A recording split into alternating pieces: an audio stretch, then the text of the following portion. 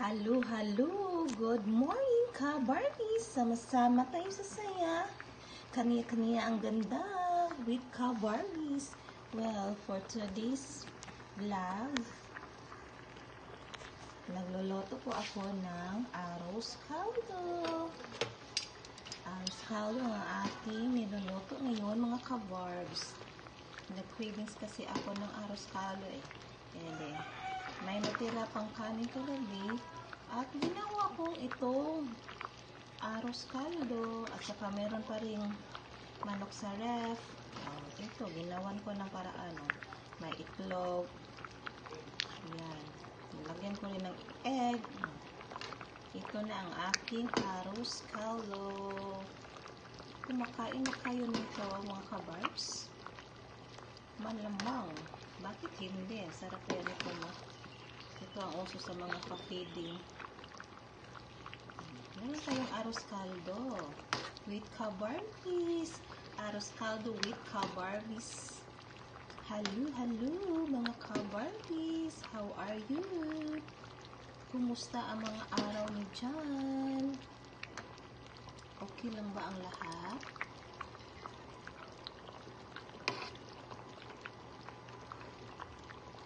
Ang sarap.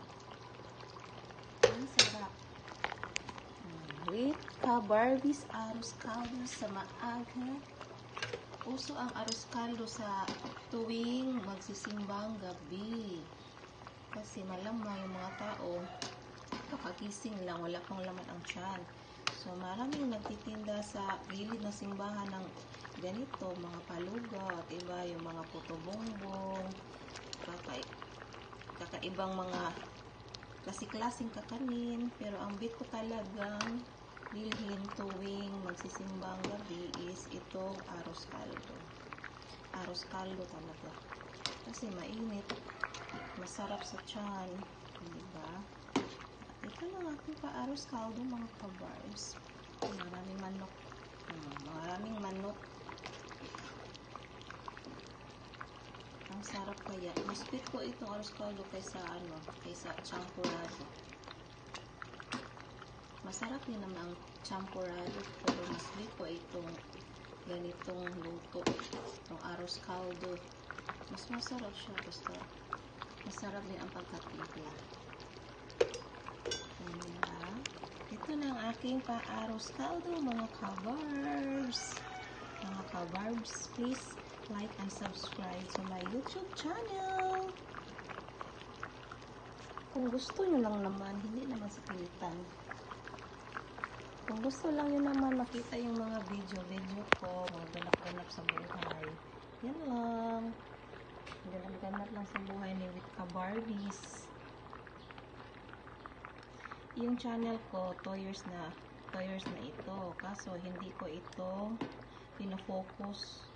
Doon kasi ako nag-upload sa aking Facebook, doon sa Reels. Kaya hindi ko ito na-focus ng mag-upload.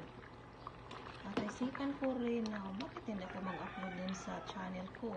Kaya continue ko itong aking ka-Barbies Mix Vlog. Yun lang.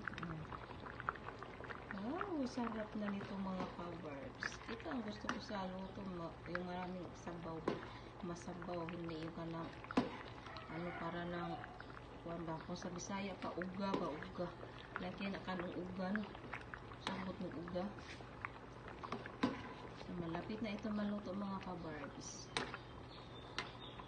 Ang aki ang pa-arroz caldo sa umaga. Time check is, kita nyo naman, is 7 o'clock in the morning. Ang ingay talaga ng kapitbahay namin. So, bye-bye, ka-Barbs. Bye-bye. God bless. Mwah.